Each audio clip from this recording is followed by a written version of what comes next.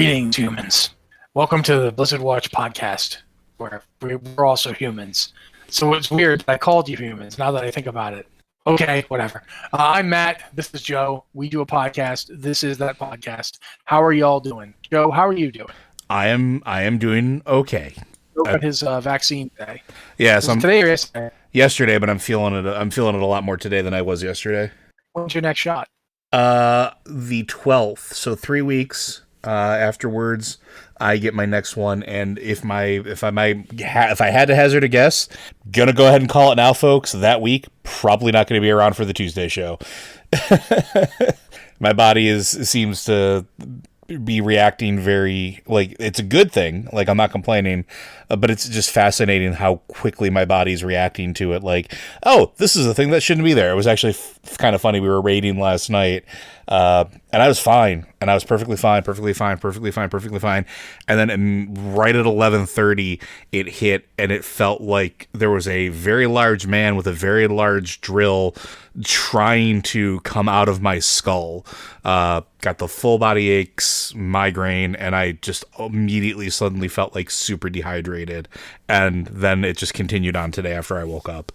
So I'm probably not going to be in great shape after the second one, but it's a good thing because it means my body is reacting to it and learning how to fight. This is a good thing. Yeah, that's going on. I haven't got mine yet, unfortunately, but I do try to avoid people, so hopefully I'll be all right.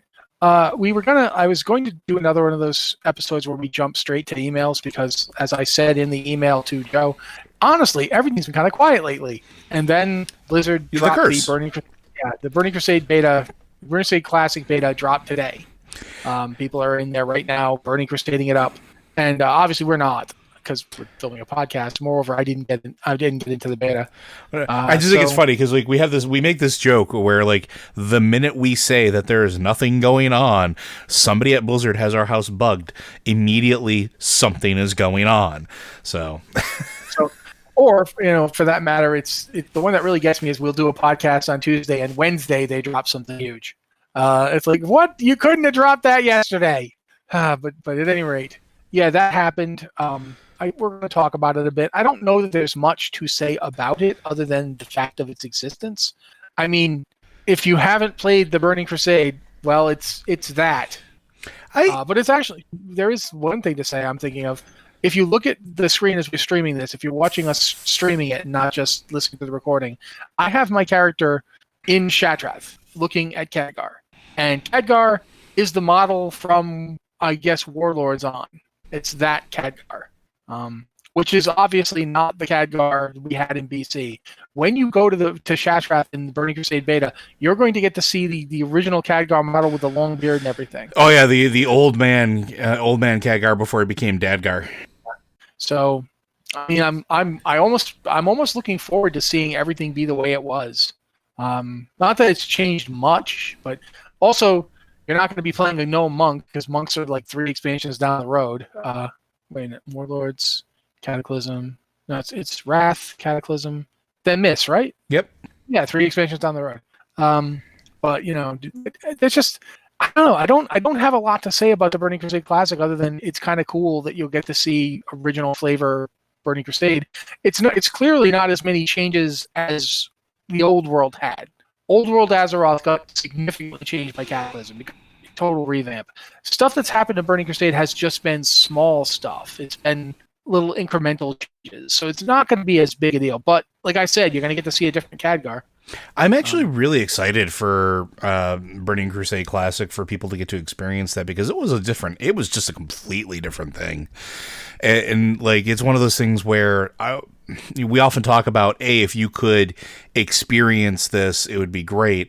That's it. That's one of those things. It was that moment where you could play a Blood Elf for the first time, that moment where you could play a Draenei for the first time, the stories for their starting zones, which were completely new and different, the whole story of Outland in general, like going there and experiencing all those zones, seeing the broken world, finding the different portals, doing the different stories. Like, it was a really fascinating time to be a player in the game world. And I like that players are getting to experience that at least a little bit. It's not going to be exactly the same. And we know that. We know that it's never going to be exactly the same as Classic is not vanilla. It's the same thing here, right? Burning Crusade Classic is not going to be Burning Crusade, the first one. But there are things to be excited about. Yeah, and as PDF points out in chat, Horde Paladins and Alliance Shaman, that was a big deal. Like, Burning Crusade was an exciting time for World of Warcraft. It was the first expansion, new areas to explore, places that we had only heard about briefly, places that we hadn't really seen in any of the RTS games, because don't forget, like, Azeroth as a whole, yeah, we've seen a bunch of those places or heard about a bunch of those places or interact with them in some capacity.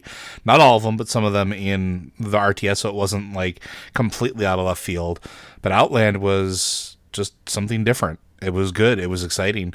So I'm really, really happy that players are going to get to experience it at least at some degree. Also, you're going to get to experience the last time blacksmithing was any good. Yeah, when actually the last time blacksmithing was king, because the weapons that were produced back then were just so good.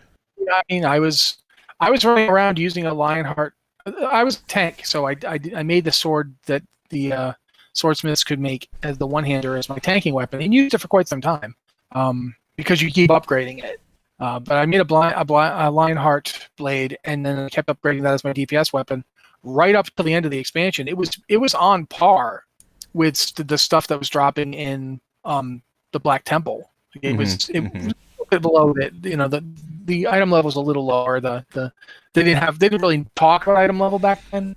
The DPS on it was a little lower, but it was on par. You could keep working on that. The problem was that to upgrade it, you had to be raiding pretty constantly because you had to get your hands on all the stuff that dropped in raids to upgrade your weapon.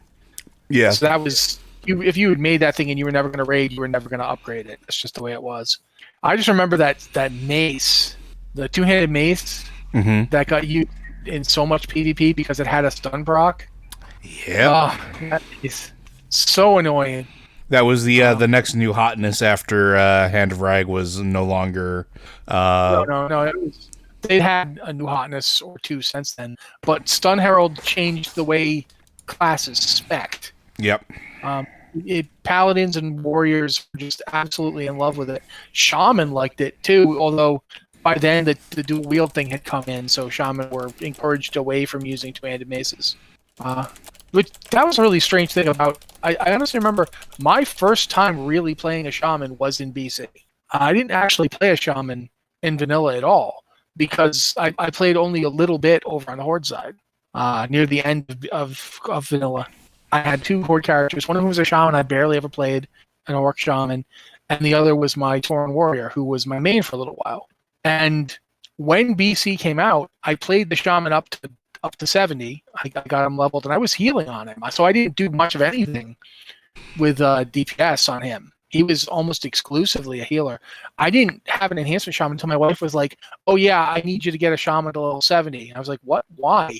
And she's like, "Well, I need you to be able to cast Terror Wisdom on me while we hang out in the swamp, so I can increase the speed of my tame beast and tame this Grim Totem spirit animal before it spawns." So I literally spent like 3 days getting myself to level 70 on a character I just rolled. There was not a lot of sleep. That's how I learned how to play enhancement, and I was not good. I was not good at enhancement. I had no idea what was going on, but I just remember thinking, this class has a lot of stuff it can do, and I have no idea when to do any of it. Like, when are these totems useful? And they've never really recaptured that feeling of totems. No, they haven't. It's something that I bring up a lot. If you played the game in vanilla or BC, totems were important. Totems were a major part of gameplay. They made your class, like, there was a lot less, like, we've seen a lot more homogenization in WoW over the years to try and balance classes out, to try and make it so that no one class really dominates. And it's failed in terms of that, because every expansion, some class is ridiculously powerful for some reason. I'm looking right at you, Demon Hunter tanks. That bug that made you practically ignore spell damage, right there, that one. But there was a lot more variety in how classes played. and I think only druids have really retained it. I think like a lot of classes have lost it. Shaman really lost totems as a mechanic, the way totems worked in the early game. I would say even in Wrath they started to lose it.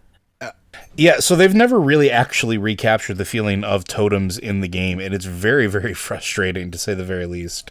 But that's also sort of to be expected. One of the things that Shaman, at least during like the Burning Crusade days, was that totems were a passive, right? They were almost entirely designed to be constant sources of something in the background, whether it was clearing poison and disease, whether it was healing or giving that buff to melee.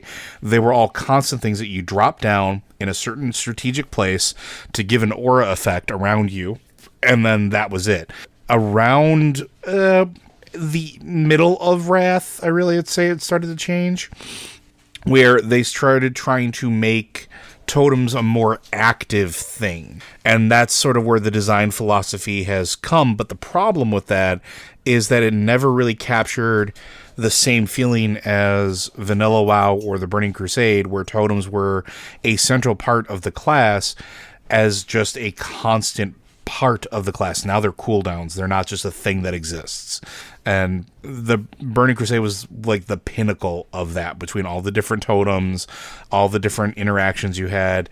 Like even now, like going back and doing Burning Crusade content as a current shaman, it feels weird because there are certain things you can't do. You can't clear poisons anymore as a shaman, so you just can't clear half the debuffs that existed in Burning Crusade, because literally half of them were poison, because the toolkit is just so wildly different. It's so being able to go back and see it is it's like that time capsule that we keep talking about. It's cool. To me, at least, it's cool from a shaman perspective, at the very least. Okay. But that's okay. That's pretty much what we're going to talk about for that. I don't think other than me saying, it's still not any good because it doesn't have Titan's Grip, I don't see how there's anything else to really talk about. Titan's Grip changed the warrior class for me in a way that made it, before Titan's Grip to after Titan's Grip, it's such a sea change that it's impossible for me to really explain to you how it changed it. To the point where, people at this day, balance for DPS warriors has always been about trying to balance the original playstyle of Single-Minded Fury, which wasn't called that. It was just the way Fury warriors worked, to the new playstyle of Titan's Grip. And I think it's failed because Titan's Grip should have been basically made a warrior-wide ability, and Prot warriors should have been tanking with two-handers, and Arms and Fury should both have been dual-wielding two-handers. And that's just the way that the class should work. Mm-hmm. But that wasn't done, and so it's always been this back and forth. Regardless, we don't have time for that, because literally the show can't be Matt rants about warriors for an hour. And so we could. No, if you want that show, by all means, feel free to hit us up on Patreon. But I think we're going to move on and talk about their emails we got, because we got a few, and there's some stuff to talk about there. And maybe we'll also get to some of your questions in the chat. We try to. Sometimes we succeed, sometimes we fail. But if you've got a question for the podcast, you can send it to podcast@blizzardwatch.com, the subject line podcast or Blizzard Watch, so we know it's for the show. Or you can just say it's for either podcast, and then, it falls down to a series of Rube Bulgarian traps where I'm constantly trying to push Joe into a pool of like sleeping gas or what have you, so that he doesn't notice I'm stealing all the questions. I actually managed to not steal any questions this week. I was very proud of myself. We were very good this week. But if you've got a question but you don't want to email it for whatever reason, you don't like email, you've never learned how, you've just secretly always believed people you email are going to come to your house at night, well, we're not gonna. I'm lazy and I don't want to come to your house. I'm not leaving my house. Hey, in 3 weeks I might be willing to. Who knows? Yeah. But regardless, you can use our Discord server as well. We've got a Patreon Q and podcast questions channel, and I never get that name right. I don't know why the problem is, but you can hit that up if you're a patron. We love getting questions from our patrons, and more importantly, you all keep the site going, so we like to give you first crack at asking us questions. Or you can go to our Q questions channel, which I actually took 2 questions from this week because, hey, why not? So yeah. Joe reads them for us, so if you don't mind, Joe. Not in the slightest. So the first one, hello, Watchers. Lord Soth here. With all the focus I've had on Diablo lately, I got an itch to explore Diablo 2 again. And I was wondering, do you know if there are going to be any quality of life upgrades to the resurrected version? There's a few things I can think of in terms of UI shortcut features, like right-clicking to equip sell things. It'd be nice if the stash could be account-wide this time instead of character-dependent. We've seen Blizzard's growth and understanding about this concept with WoW Classic, and I'm wondering how strict you think they might be to preserving it detail for detail. Thanks for all you guys do. Didn't they talk about that a little bit? They specifically said that the stash is coming to Diablo 2 because ultimately what happens in Diablo 2 is people were just making bank characters. And rather than forcing people to make bank characters, they're just going to make the stash be account wide and just be done with it. So they specifically mentioned that. They talked about in most cases they're not going to change the game. Like their philosophy is only change it if there's a specific reason to do so and try and preserve as much as possible, because this game is built on the back end of Diablo 2. Mm-hmm. Well, they're actually using the Diablo 2 code for this, and then they're adding graphic stuff on top of it. So when you play Diablo 2 Resurrected, you are playing Diablo 2. The code is the same in most cases. The changes that they're making, like the stash change, they're going to be few and far between, and they're going to be aimed at quality of life. They've made a few changes just based on the fact that this is going to be the first Diablo 2 port that's ever been made, ever. Diablo 2 only existed previously as a PC version. There was no console version of Diablo 2. There was only the PC, and technically the Mac version was the PC version. Same game. Remember, you could install it on either from the same discs. This version will be PC and console, and because it's going to be console edition as well, it needs to have controller support. You know what's interesting about that? Wasn't the original Diablo on like PlayStation? Yes, it was. That's where I played it. I totally forgot that Diablo 2 was not on a console. Never made it to a console. Nope. It was only on PC and Mac. And technically Mac is a PC. So, yeah. But because they're doing that, because they are porting it to consoles, there are small changes being made to make the consoles like work. Like, there are certain spells that are targeted in Diablo, like the Barbarian's Leap, or the Sorceress's Teleport, or something, where you move a random you move a distance in a random direction based on the direction you were moving. With the controller, they don't target an area on the ground; they just move you in certain places. So it does change certain things to make controller support viable. But in general, if you play Diablo 2 right now, you will be getting the same gameplay experience that you'll be getting in Diablo 2 Resurrected. They're not changing the balance on mobs. They're not making certain boss fights harder or easier. Any changes they make are just going to be changes like, well, we want people to be able to see the screen more, so we've changed the fidelity of the graphics or what have you. Mm-hmm, it's mostly graphical updates and little things like the aforementioned stash that you already asked about. Otherwise, it's the same game. Yeah, and honestly, I'm kind of okay with the idea of like that being the case, because I think that's what everybody wanted with Warcraft 3, right? Like they wanted some quality of life stuff and mostly the game to still be Warcraft 3. I think in Warcraft 3, the problem was that when they were talking about it, stuff got said like, oh, maybe we'll do this. Yeah. And the devs were definitely just thinking maybe they could do it, not as they're opposed definitely going to to do it. Yeah. And I think unfortunately, I was going to say, I think here the expectation is being set properly, where it's like, no, it's going to be Diablo 2 with a prettier it's going to look prettier and have some quality of life stuff like the stash. And I think that's fine. I think that's perfectly a-okay. I don't think there's really anything else to add to that one, unless you can think of anything specifically else they called out. Nothing really comes to mind. They did talk about it for a little bit, but I don't remember if they talked about anything else specific. Yeah. And hopefully we'll get some more information about that, because like I'm really looking forward to the technical alpha and beta for Diablo 2, because I mean, I still have the Diablo Skull Shard with the USB stick with Diablo 2 installed on it, sitting on my desk. The one that came with the Diablo 3 Collector's Edition, because I love that game. I really do. So yeah, I'm looking forward to it. Our next question. Hi, guys. Not for the Lore Watch podcast. Matt, you're welcome. I was wondering, what do you think is the rate of anima Blizzard intends us to collect per week? Just curious what would be the expected average. Also, what are the opinions to gear up for a mostly solo player like myself? I don't do mythic dungeons or raids, just basically LFR, Torghast, World Quests, etc. Currently wearing 197 Covenant gear set, a 235 Legendary, and some other assorted gear. I simply cannot seem to get any gear above 194 from any of the sources. I'm starting to get bored with the grind without any gear power advancements.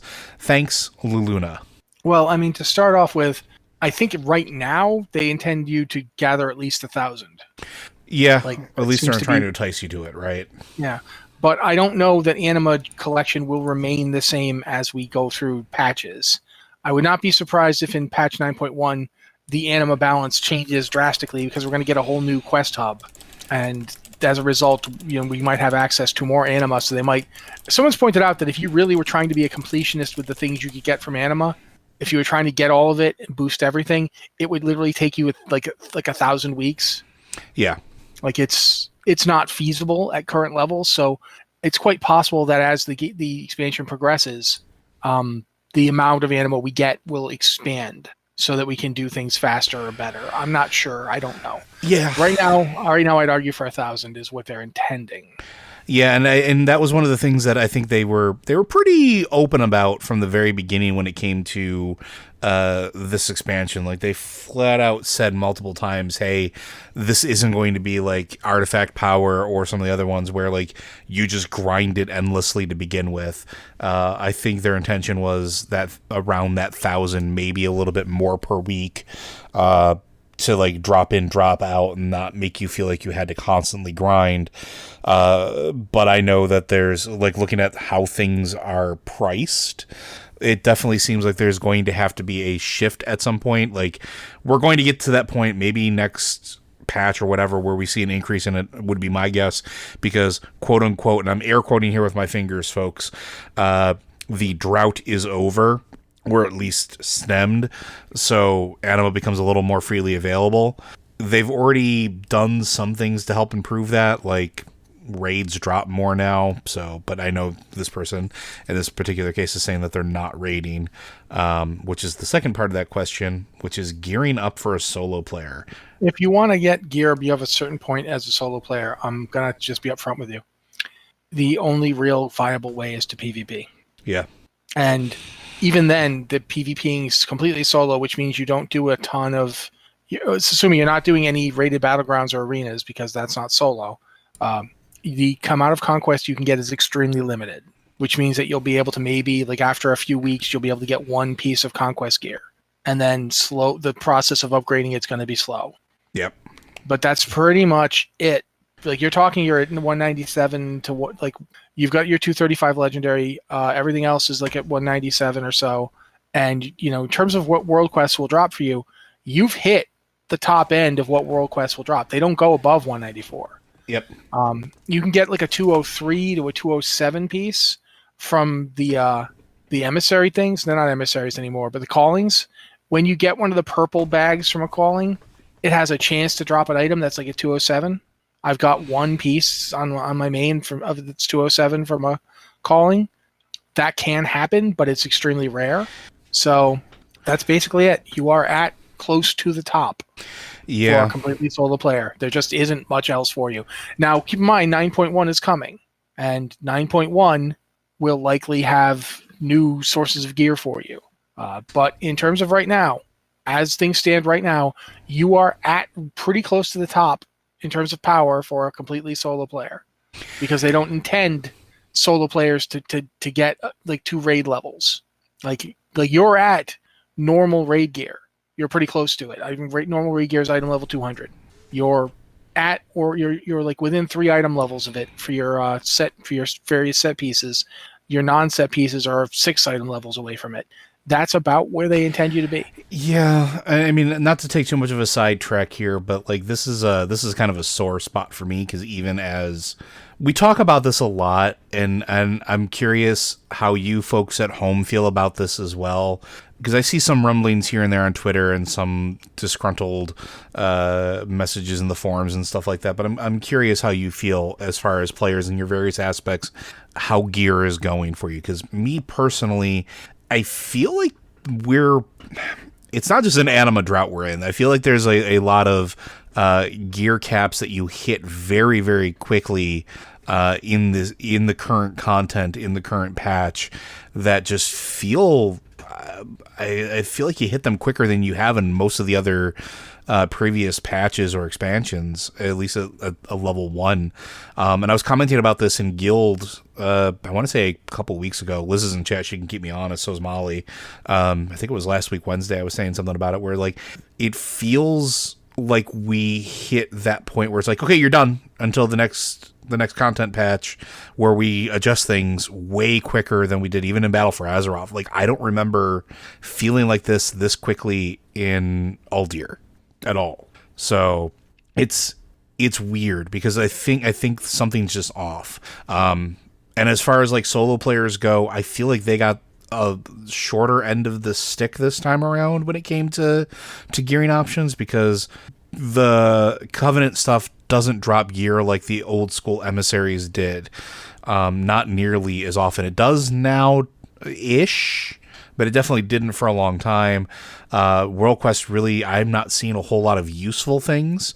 There's things that will pop up that, yes, it's gear, but maybe it's not the right gear. Like, I see a lot of like versatility haste gear pop up, and that's not what I'm looking for. I need that crit. So like some of that feels like the gear might be there, but like it's just not for you. And then even raid gear feels light, right? So even if like Luluna, even if you were in a raid group or a pug group that was doing this stuff to try to find gear, like I think you hit your cap. Like I think you're right around I think it was right around that point when I started feeling there's not much else for me to do quite yet, even with raiding. Right. And I think weapons are a part of that. I think trinkets are a big part of that. Like the trinket stuff has been fixed a little bit, but I think that feeds into it. But yeah, so I think unfortunately you're kind of at that point where unless you start PvPing, there's really not a whole lot you can do. Even if you start pug raiding, you're just about where that cap's going to lead off. So I'm hoping that they make some adjustments. I'm actually holding out hope that they're looking at this and looking at how players feel and seeing if they can adjust it and how gear is delivered. And we've seen that they've done that in the past, right? Like in Battle for Azeroth, when we had new content or new tier levels, there were things that were put in place to help throughout that expansion get more gear. Like Bethic gear is a really good example of like, it may not have been the best gear, but it was an avenue to upgrade, right? It was an avenue to still have something to look forward to. So I don't know. We'll see. Anything else to add to that one?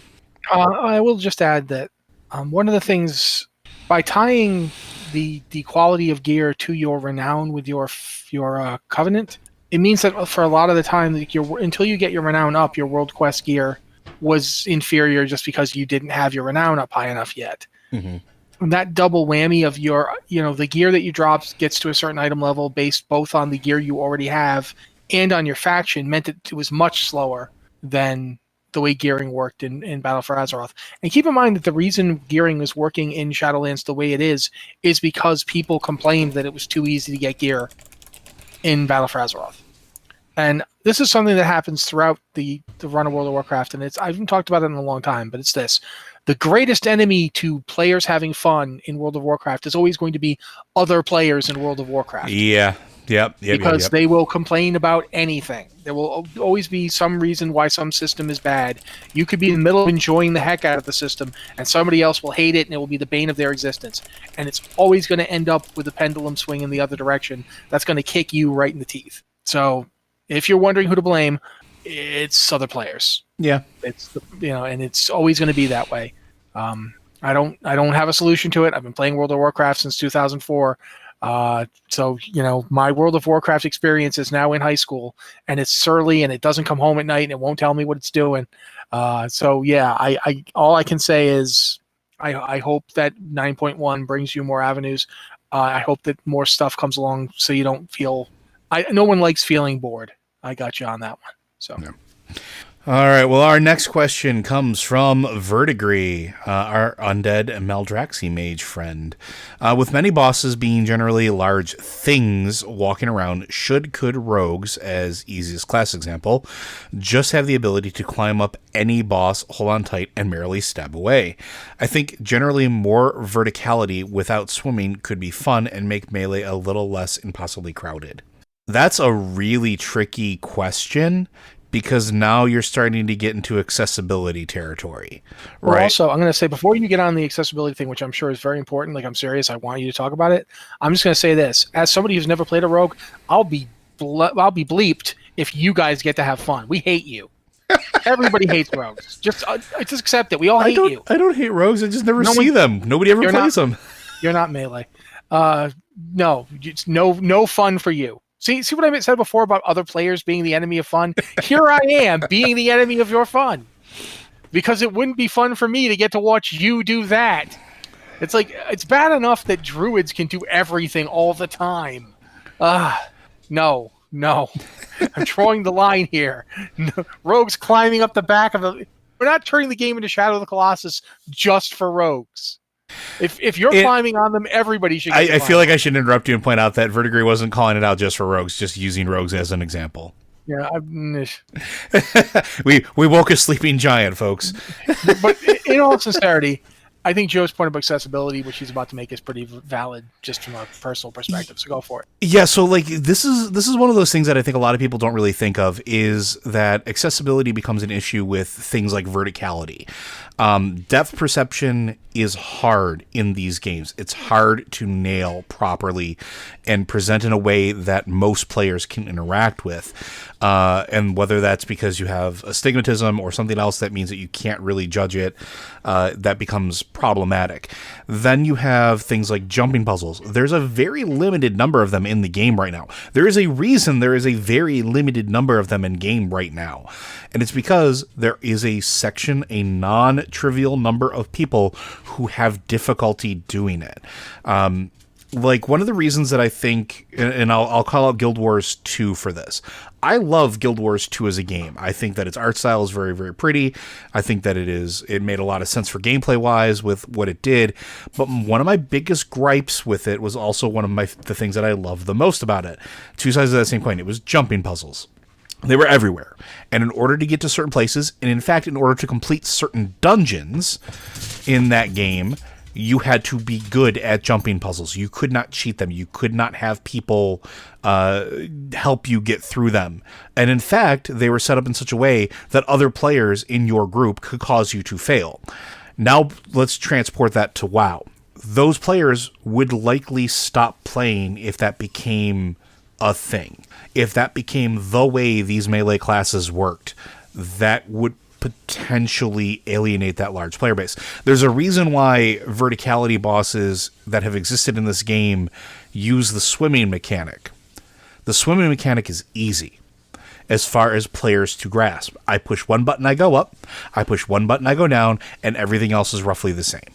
That's an easy thing to grasp and doesn't require you to have crackerjack reflexes like Jack Burton. It doesn't require you to have the exact visual depth acuity to do this and still have some of those fun verticality bosses. We just had one in Battle for Azeroth, at least one, when we started talking about the giant anglerfish, right? There was a lot of verticality in that, but it was a swimming fight and it made sense.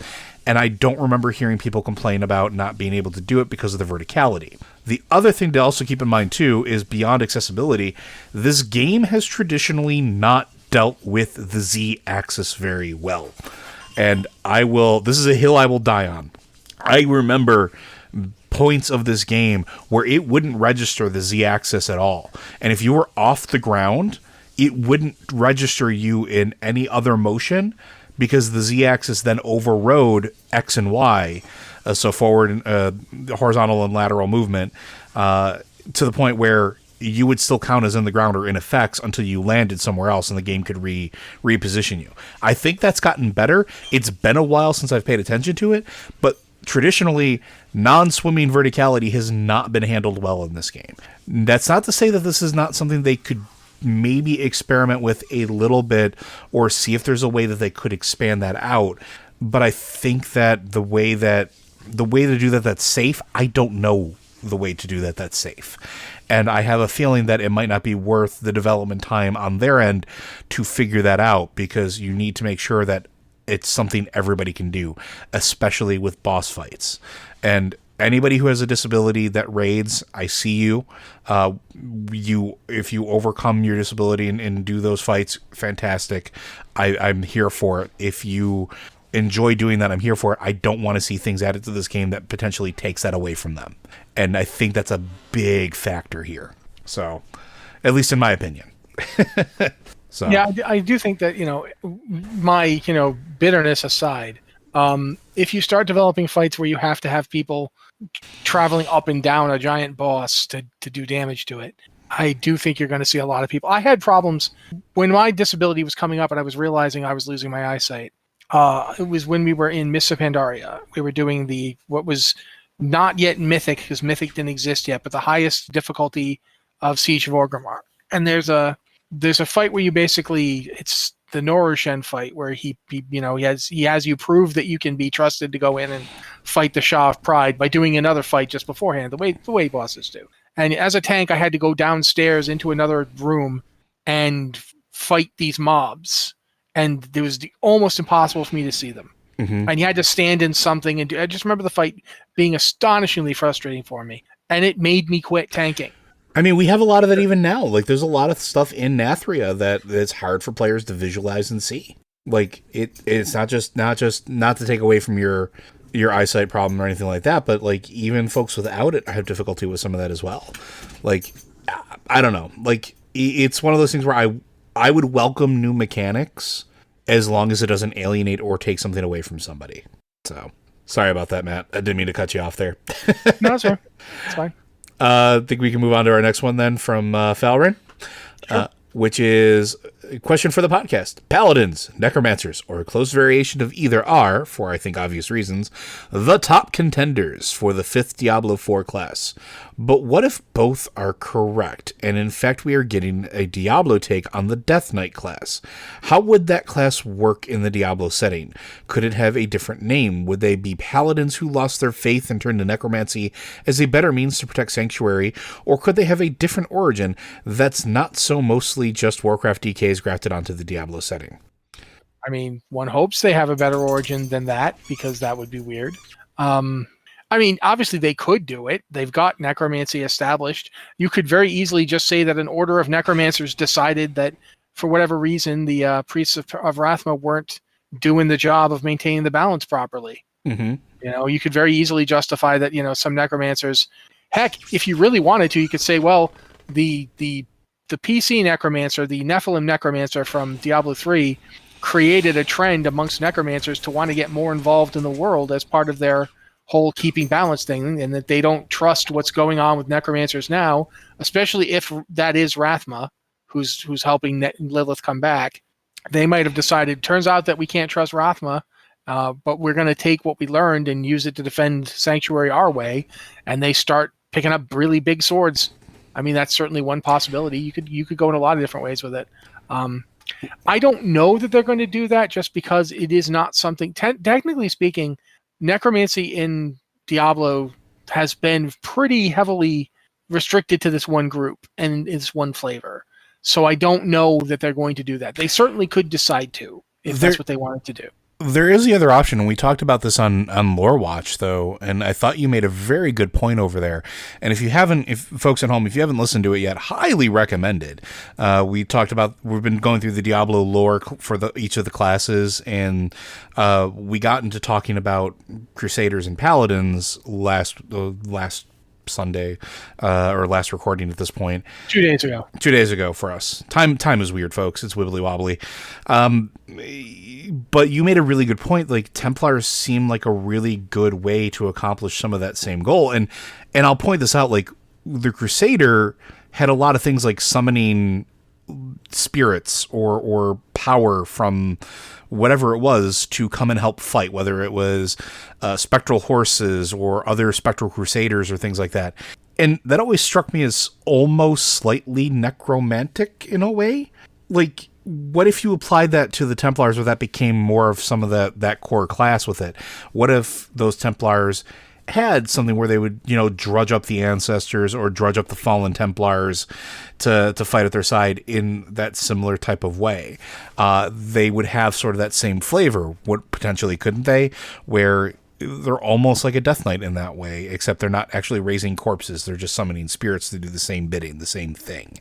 And then you have the Paladin effect. You have the Knight effect, where they're still in armor. They're still swinging weapons. That would be really cool. Or maybe give them a black magic bar or something, or call it something else than black magic. But they could do some interesting things potentially with that class to maybe accomplish something similar to a Death Knight.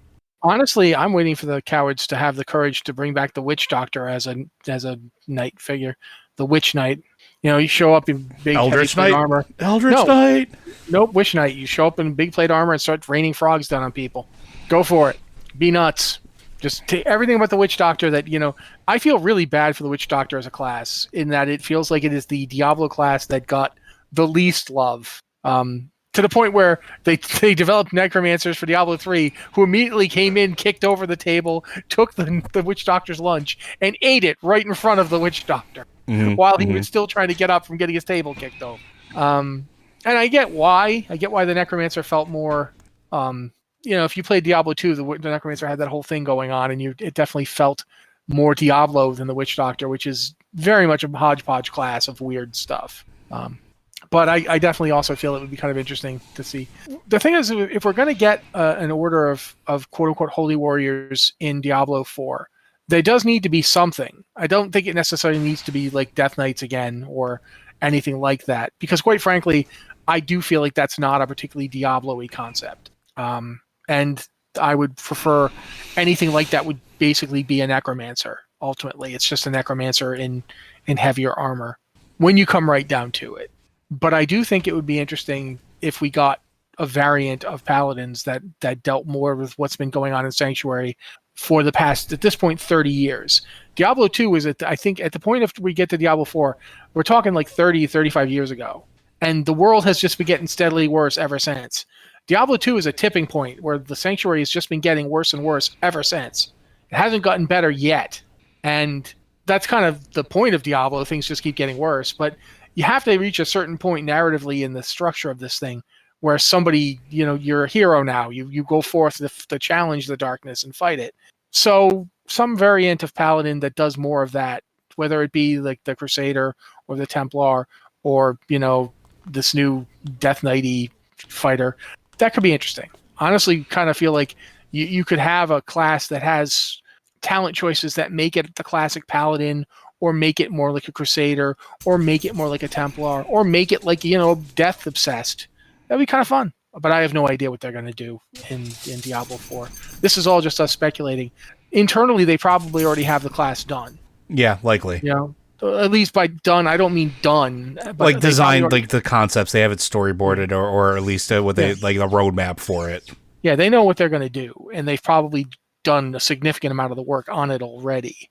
So this is all cool, and I do think you're right in that it could be very interesting to have a kind of necro paladin. Could be pretty interesting, but I don't know what they're going to end up with. Yeah. Next question. So why do we find ourselves in such deep life and death stake stories every expansion? We used to maybe have to deal with a single dragon or elemental lord. Now we're breaching the bounds of death itself. What's next? Is WoW just doomed to keep getting bigger, and should it? That is actually a really good question. We talk about this a lot too with like D&D stuff, and we have in the past. Like, there's a certain element from power creep, I guess would be the best way to put it. Think about it in terms of who we are as like characters in the game universe. There's a certain amount of sense that is made with the stakes getting bigger and bigger.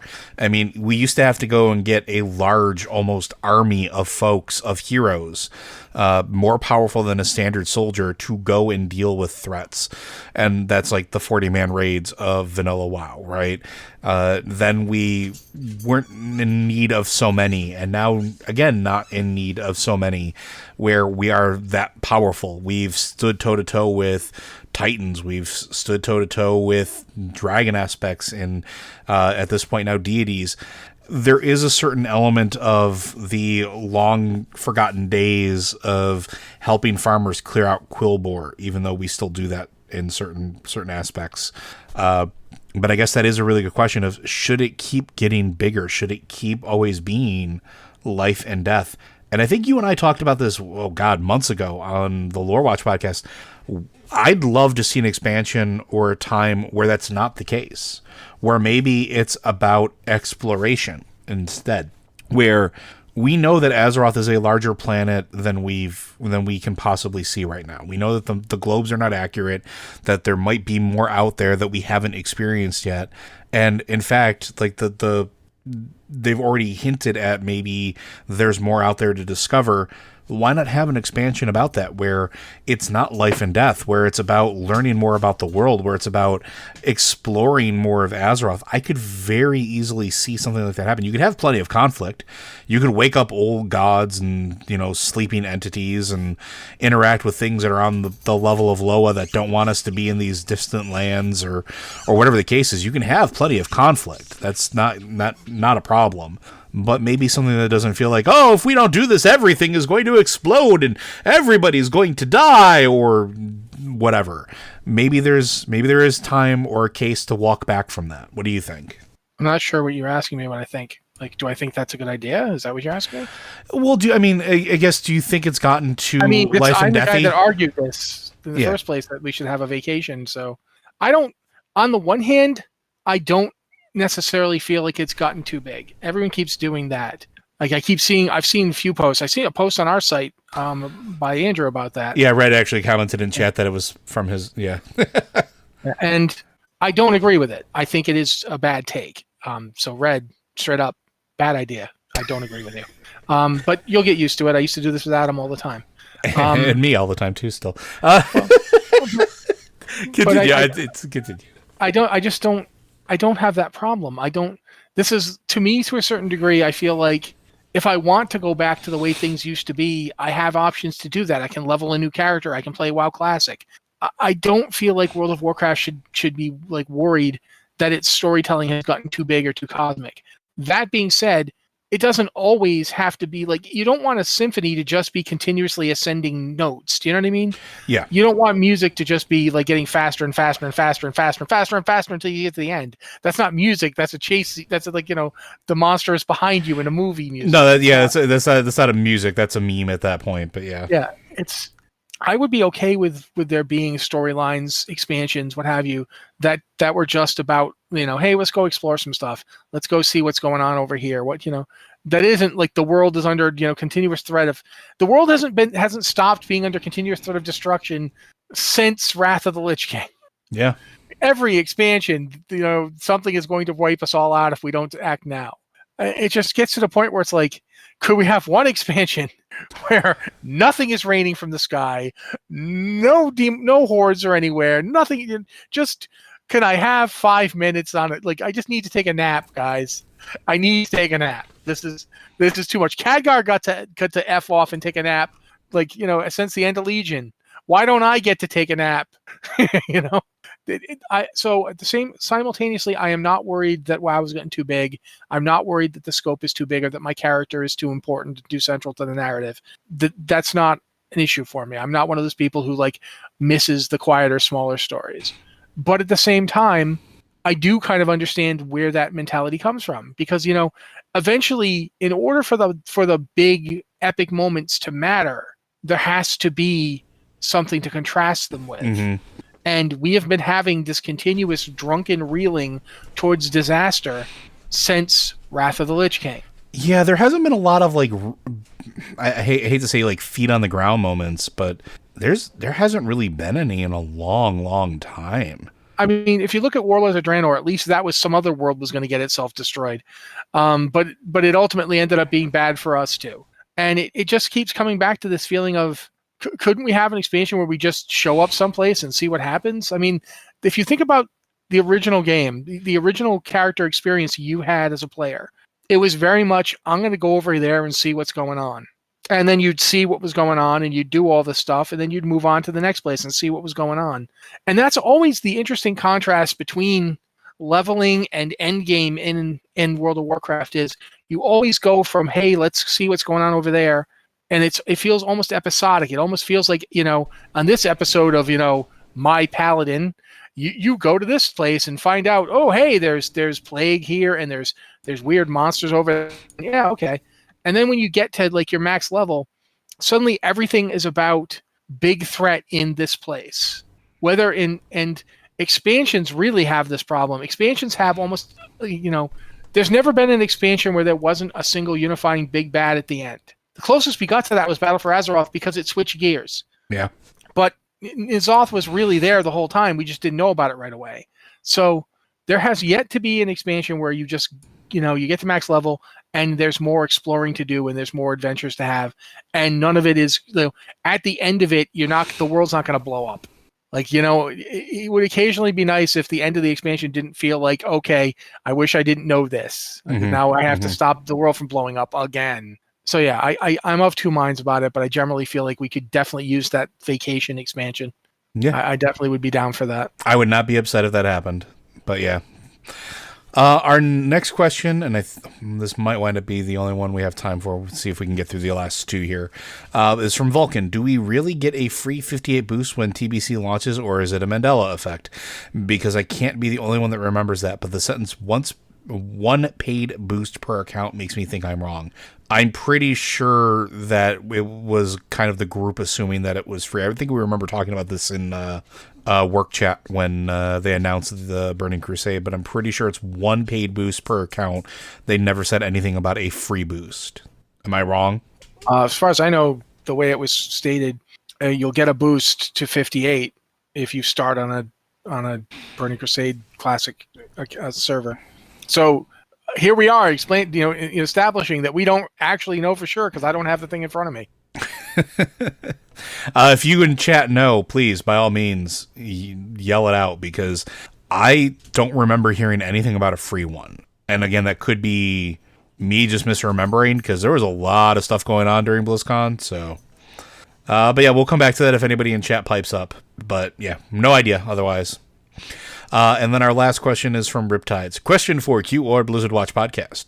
With the new player level experience being a great trainer for new players, it feels like dumping them into BFA right after is a mistake. I got my brother to try playing and things were going well. I had to explain a ton of stuff to him though, until we queued for the first dungeon available at level 10, Freehold. Mechanically, this was a big spike in complexity and was very frustrating for him and some of the other new players in our group. Do you think WoW should have an entire leveling experience dedicated to new players to get them to 50? What might that look like? And Riptides. I don't know. I don't know. I mean, do you have any thoughts on this one, Matt? Yes, but unfortunately you distracted me with that other thing, so I was looking at that. So, honestly, I don't know that I think the thing about that is the new player leveling experience going straight to BFA.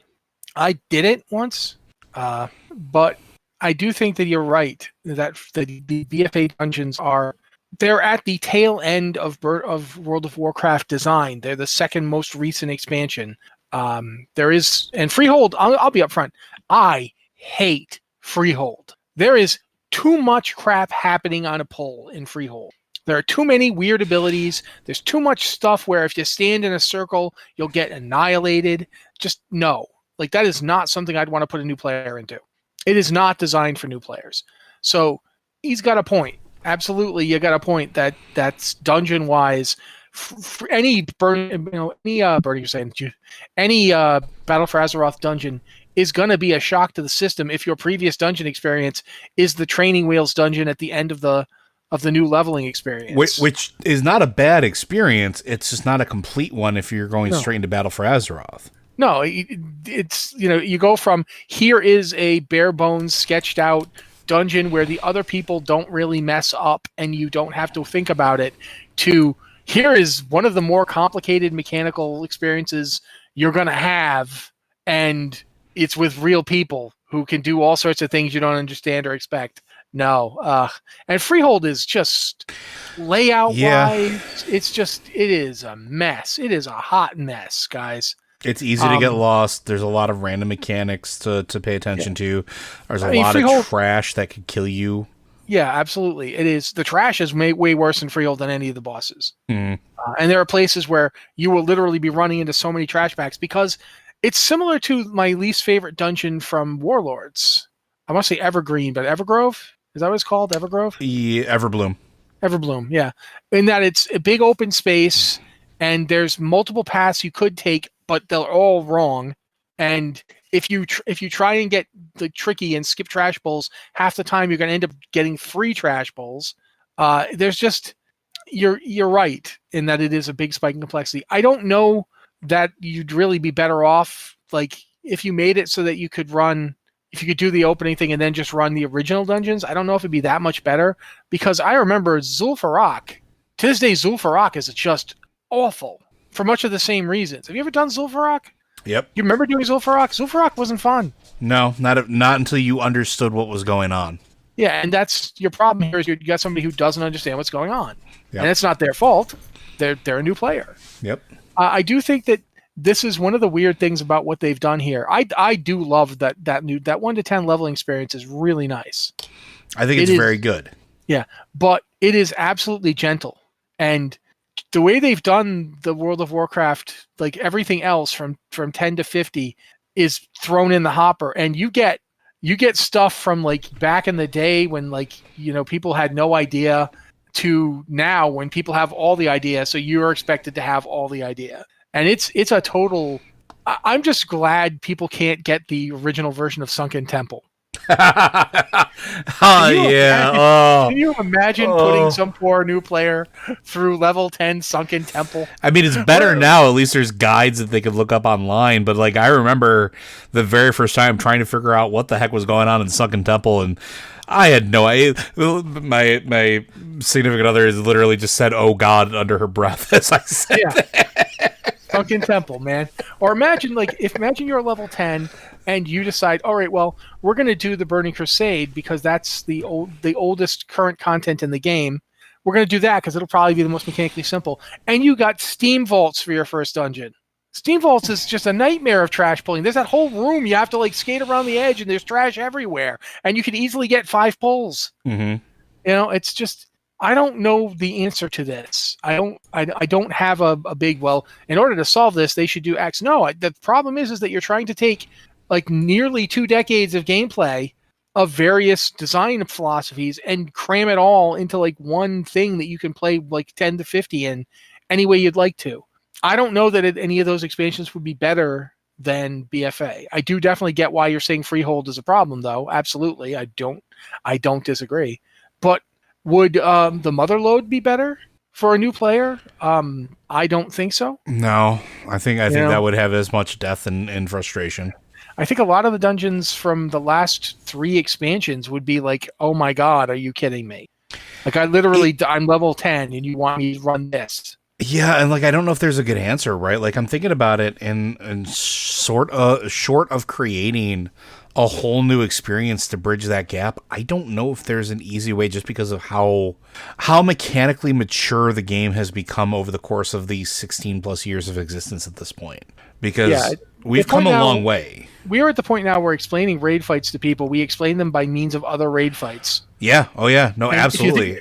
If you think about this in terms of contextuality, what it means is that we've built up a language and a vocabulary about the gameplay experience of World of Warcraft that one can only relate to by using other World of Warcraft experiences to explain it, or other games. Yeah. When you're I remember playing when I played Guild Wars 2, a lot of the Guild Wars 2 stuff was explained to me by means of EverQuest.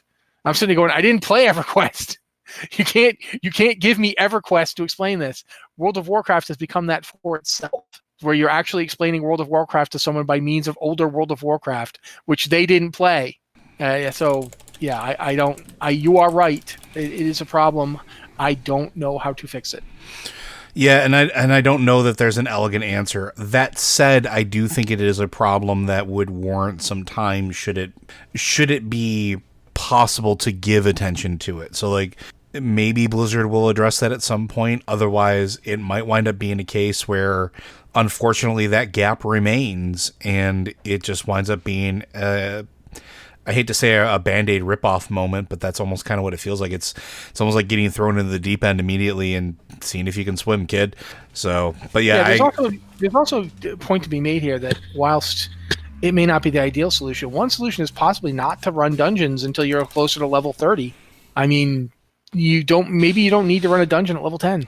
Yeah, and I think that would be an interesting compromise, because like they did that in the past. Like, you didn't have access to certain dungeons, because like, don't forget, back in ye olden days, there wasn't a raid finder or dungeon finder. You went to the place and found a meeting stone, and you had to be an appropriate level to survive in that zone long enough to get to that place. So that was sort of almost like baked in, right? So yeah, maybe, I don't know. I don't know. I think that's actually not a terrible idea. I think that's having sort of like, maybe you limit when they can get into that first dungeon. Maybe not a bad idea. Maybe give them some time to learn the class and learn the game a little bit more mechanically beyond those 10 levels. So, but I think that's it, unless there's anything else you want to add, good sir. Only that the other thing we could possibly consider is the idea of training wheels for your character if you've never leveled a character before. And that's something that we could talk about. Like, for instance, where you'd have more restrictions on dungeons you could run and stuff, because this is literally your first time in WoW. Versus, you've got 13, level 60 characters. Go ahead and run it at level 10. I don't know. That's one idea. Yeah. And as Red points out, Final Fantasy XIV does exactly the opposite, and throws you into it makes you enter a dungeon as a small level toon, but in a safe scenario with NPCs, so that it teaches you sort of how things are going to go. Maybe they extend that, because you're talking about the level 10 dungeon. Maybe they figure out a different way to make that a little more viable for the other ones, or maybe they generate a scenario that leverages it. Who knows? I got nothing otherwise. So, but Blizzard Watch is made possible due to the generous contributions at patreon.com/BlizzardWatch. Your continued support means this podcast site and community is able to thrive and grow. Blizzard Watch supporters enjoy exclusive benefits like early access to the podcast, a better chance at having your question answered on our podcast for the queue, and an ads-free site experience. Thank you, Joe. Also, by the way, guys, since we didn't mention it during the podcast, this last weekend we did the most recent episode of our D&D podcast, which Joe is DMing for us. I don't know if that's up on the site yet, or it'll be going up this week, most likely. But that happened, and you should go listen to it. It was fun. We had a good time. We beat an evil clown god. If you want to hear that, if you want to just hear the various players' reactions to the evil clown god, quite frankly, it's worth that right there. But yeah, if you have a question for us here at the Blizzard Watch Podcast, please send it to podcast@blizzardwatch.com with the subject line podcast or Blizzard Watch, so we know it's for the show, or hit us up on Discord on our Patreon Q and Podcast Questions channel, or our Q Questions channel, and we will look there for questions as well. Thank you guys so much for being here with us. This has been the Blizzard Watch Podcast, and we'll see you next week.